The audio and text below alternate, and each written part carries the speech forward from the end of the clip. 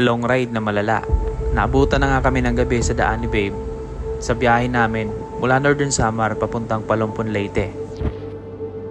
At naghintay din kami ng halos 30 minutes para lang makadaan sa San Juanico Bridge. At ito yung mga naganap sa biyahe namin.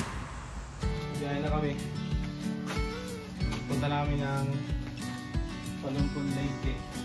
Dadaan muna kami sa Tacloban para mamasyal. Kita-kits guys. Hi guys! So pupunta kami ng Tacloban and Palumpon, Leyte. At mula dito sa Bubon, Northern Samar papuntang Palumpon, Leyte ay pabiyahe kami ng 370 kilometers para marating ang bayan ng Palumpon.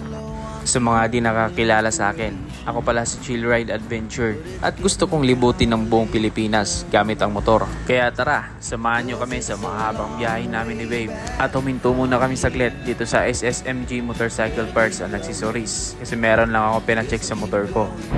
So far, wala namang problema yung motor natin. So kaya proceed tayo sa biyahe. Tsaka reset ko na din yung trim ng motor ko. Patapos ipacheck ang motor, siyempre magpapa-full tank tayo para duro-diretso na yung biyahe natin.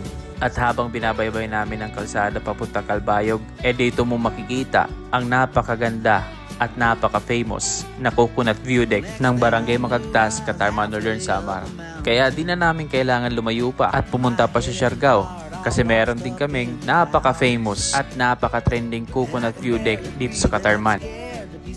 At dito nga may nakasabayan kami mga riders. Ewan ko, medyo nakakatulog na siguro si Kuya kasi nakita ko nahulog yung chinelas ni Kuya kanina. Nakatulog na pala siya habang nagdadrive yung kasama niya. So ride safe na lang kayo Kuya, balikan mo na lang yung chinelas mo. Malapit na din kami sa aming first checkpoint dito sa Calbayog City.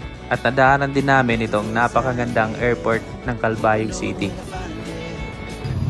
So guys, stop over muna kami dito sa Calbayog.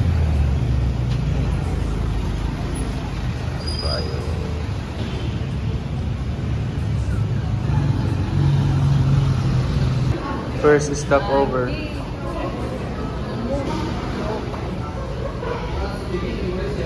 So alright, thank you Lord for the food. Let's eat. Pagkatapos namin mananghalian sa first checkpoint namin ni Babe sa Chowking, bumungad kagad itong napakadaming lubak dito sa Calbayog, Western Samar. Pero kahit gaano man kalubak pa yan, ito yung pinili ko Gusto ko yung ma-adventure. At buti na lang, naka-dual sport tire tayo. Gamit natin ay ang Corsa Cross S. Yeah, I'm so confident na dumaan kahit madaming lubak pa yan. Pag naka-dual sport ka, di ka mag-aalangan sa malulubak na daan. Dito sponsored At pagkatapos makipagbakbakan sa malulubak na kalsada, nagpagas muna kami dito sa may diversion road sa Barangay Canlapuas, Catbalogan City. At 3 bars lang yung nabawas sa motor ko mula Bubon, Northern Samar hanggang Catbalogan City.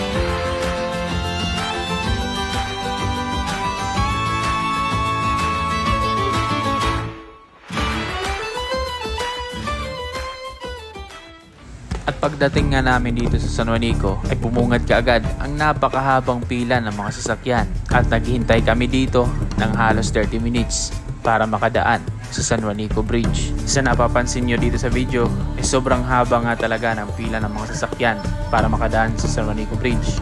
Dahil ito ay nire-repair ang San Juanico Bridge kasi sobrang tanda na po nito. Halos 52 years old na po itong San Juanico Bridge. Kaya napag-isip-isipan siguro ng mahal na Pangulo natin na i-repair itong San Juanico Bridge. At kita nyo dito na iisang lane lang ang ginagamit at bawal din dito dumaan ang mga malalaking truck tulad ng mga 10-wheelers at mga bus na malalaki.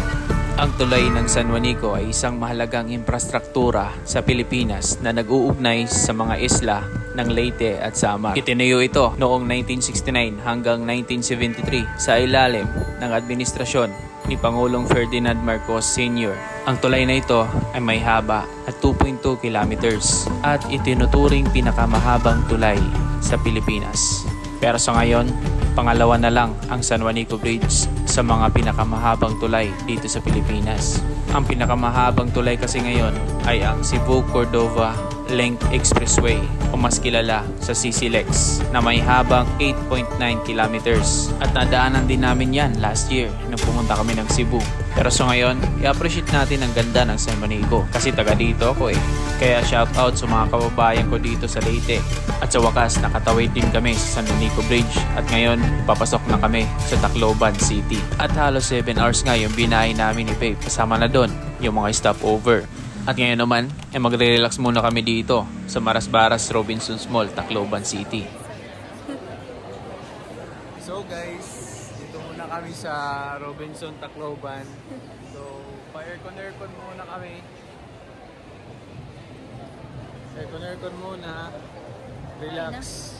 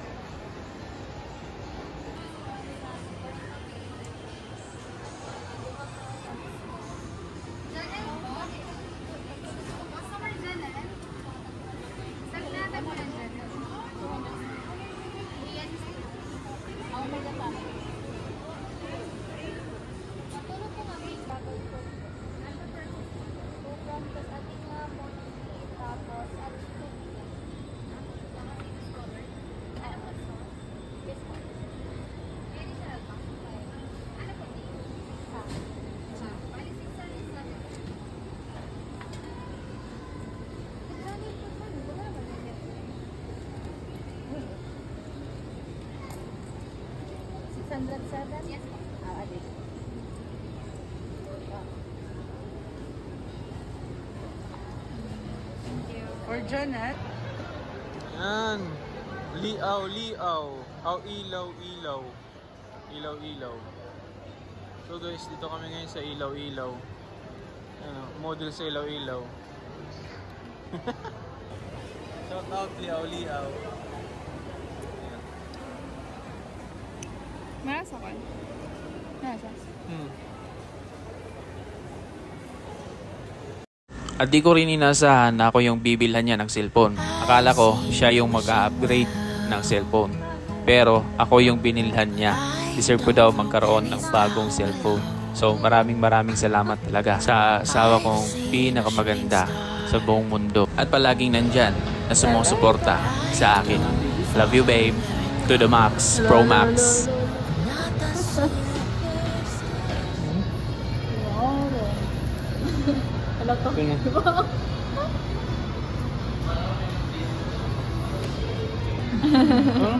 Midnight surgery talaga tiya ko. Dapat nga nito. Midnight snack. In 3, 2, 1.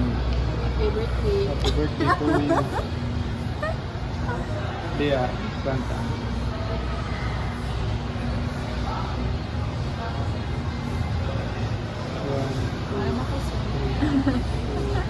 Five, 6, 7, 8, 9, 10, 11, 14, ay, 13 seconds. Ginawas ang hilaw.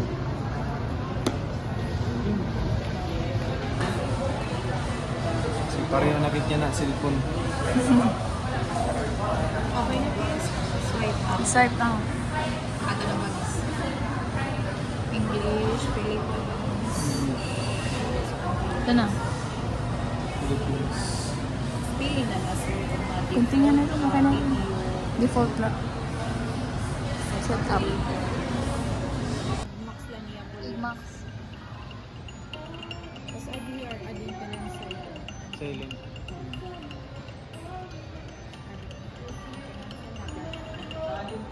At Pagkatapos namin dito sa Robinsons Mall ay naabutan na kami ng gabi papuntang Palompon, Leyte. So time check 8:27 PM. So masyado na kami nagtagal doon. Halos nag2 oras kami sa kakalibot sa Robinsons Mall. Kasi syempre mag-relax din tayo doon, di ba? Tapos yung ruta namin ngayon na dinadaanan ay via Matag-Ub. So ito din yung pinakamalapit na ruta ayon kay Google Maps. Kaya ito, parang makakakita ka dito ng white lady sa daan sa sobrang dilim. Pero may mga street light naman na makikita. May mga part lang talaga sa kalsada na wala talagang street light. So mabuti na lang meron din tayong mini driving light. Gamit na gamit talaga itong mini driving light natin, lalo na sa mga madidilim na daan. At pagkatapos ng 2 oras na pagmumotor ay narating na natin ang bayan ng Palompon, Leyte. At sa makikita nyo sa dashboard ng motor ko ay 1 bar na lang yung gasolina natin. Kasi 2 beses lang kami nagpagas. At sa mga nagtatanong kung magkano nagastos namin sa gas galing Northern Samar to Palompon, Leyte. First full tank namin ay nagpagas kami ng 257 sa Shell Catarman. At ikalawang full tank namin ay nasa 247 sa Shell Diversion Catbalogan City. So kung itototal natin lahat yung mga nagastos natin sa gas ay nasa 498 pesos only. Kaya masasabi ko talaga sa NMAX na to mas matipid talaga siya pagdating sa gas consumption. Pero depende din yan sa nagdadrive. Kasi ako, hindi naman ako masyadong mabilis at ini-enjoy ko lang talaga ang pagmumotor. Kumbaga, takbong banayad lang tayo, takbong pogi lang. Importante, makarating ka from point A to point B. So ngayon, nakarating na ako sa aking destinasyon. At kinaumagahan nga ay nagpalipad kami ng drone ng kapatid ko para naman makita ang kagandahan ng Palompon, Leyte. Ang bayan ng Palompon ay kilala ito sa mga magagandang dalampasigan, mayamang pangingisda at makulay na kultura. Ang bayan ay may matibay na pakikipag-ugnayan sa komunidad na may halo ng tradisyonal at modernong impluensya.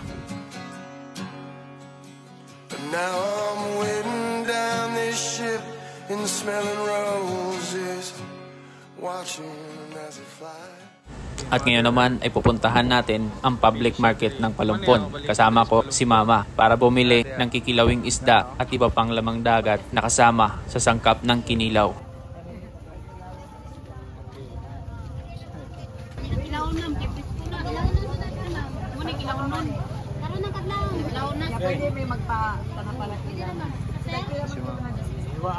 Pilang kilo? Kuan mo? Kasi nga nani? Swasid daw. Ha? Swasid. Swasin? Pero pila na mo sir?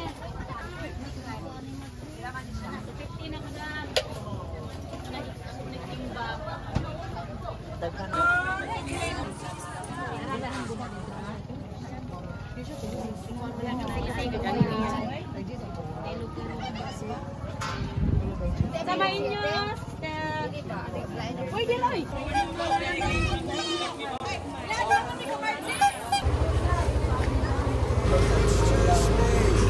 It seems cruel to hear a joke so young.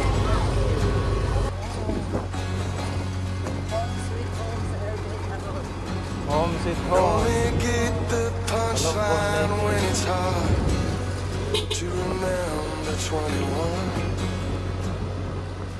Good morning, Ivana. Sapat ba talaga toothpaste mo? Di sapat ang regular toothpaste sa mulo. Gumamit ng Sensodyne, ang dentist recommended toothpaste para sa... Kaya mag-Sensodyne ka na. So, 99 na Sensodyne. ito yung binili namin. Magkikilaw kami mamaya. Ito na yung gata. So, ito yung binabalik-balikan sa Palompon, Leyte. Kasi sobrang fresh ng mga binibenta nila, mga isda, yung mga lamang dagat. Yan o, yan yung isda o.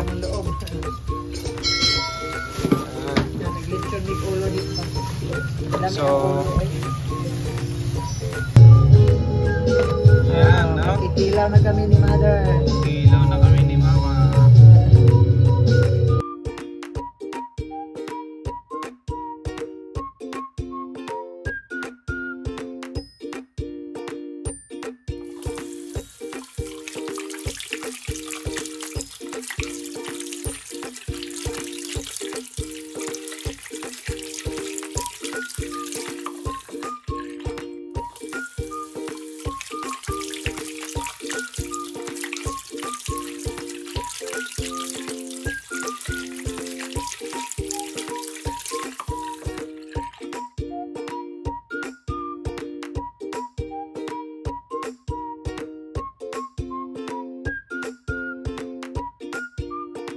At habang busy pa si mama doon sa pagluluto at pagpe-prepare ng mga pagkain namin, ay bumisita muna ako dito kila Mami Sayong.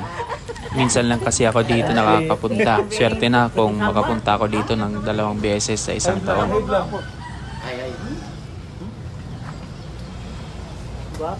Guwapa. Ang uncle nga, sikat na basketball player.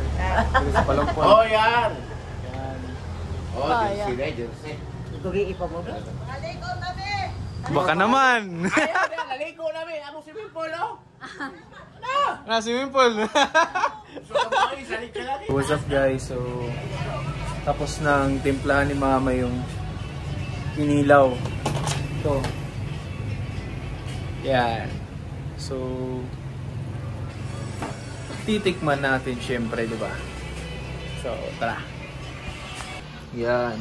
Ito yung binabalik-balikan ko dito sa Palumpon eh. Tsaka yung burger taco nila tsaka pork taco dito. Yan. Sobrang fresh ng mga isda, ng mga lamang dagat. Yan o. So mag-ano lamang tayo, titikman natin. Siyempre, masarap talaga pag si mama maggawa itong kinilaw. So, home sweet home muna tayo dito sa Palumpon, Leyte. Ano? Sobrang sarap niyan, guys. Dito lang yan sa Palumpon, Leyte. The best town ever.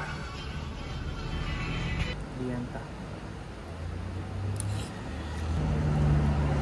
At pagkatapos kong kumain ng paborito kong kinilaw, ay pinuntahan nga namin itong Linganay Point Beach Resort dito sa Barangay Lumunon, Palumpon, Leyte. Kaya ito yung napili namin na puntahan kasi malapit lang ito sa barangay namin. At kumain na din sila babe at sila mama at linapag na ni mama yung mga baon namin.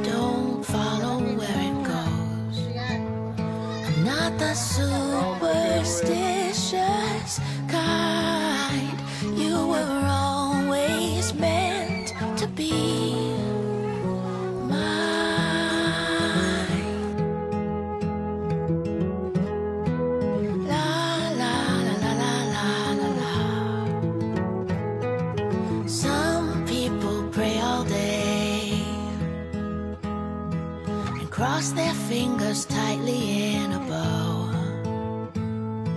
but I've got open eyes and arms stretched wide because I know you will be there when I rise. You were always meant to be.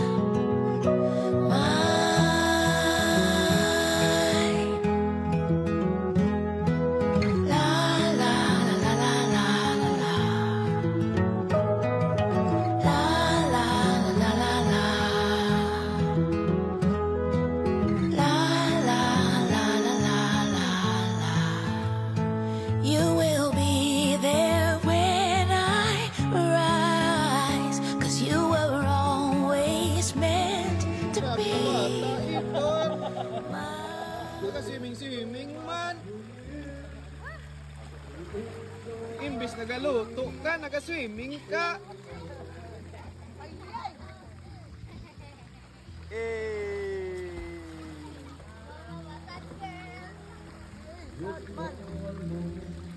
So, how your experience here?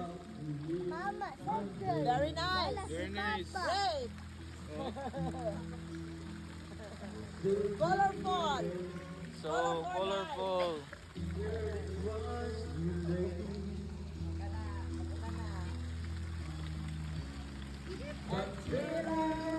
At kinamagahan, ang araw na uuwi na kami pabalik ng Samar.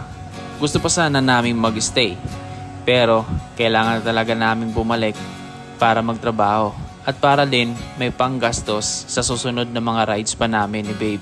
I always felt like time was standing still when I was 25.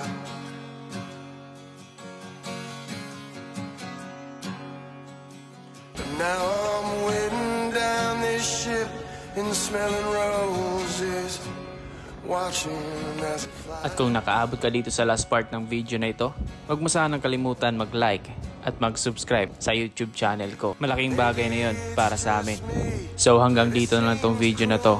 Maraming salamat sa panonood at kita-kits sa mga susunod pang moto adventure natin na gagawin dito sa Pilipinas. This is Chill Ride Adventure. Ride safe always and peace out.